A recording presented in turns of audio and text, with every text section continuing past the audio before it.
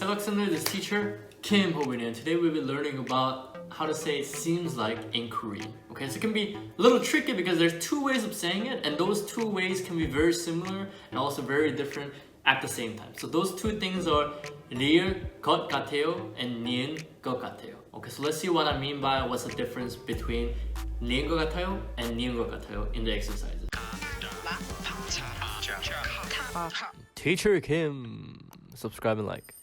니은 것 같아요 is a sentence ending used with any verb or adjective and brings an idea of likelihood. Okay, and then, but 리을 것 같아요 is used when we have no clue about the situation, but when we have a clue about a situation, we use 인 것 같아요. Okay, so we use the first one. If you have a clue, if you have no clue, you use the second one.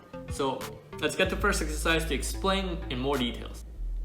이 음식은 맛있는 것 같아요.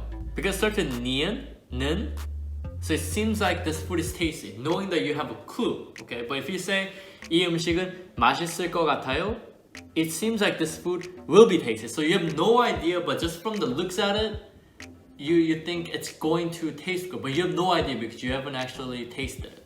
The next one is 비 온 것 같아요.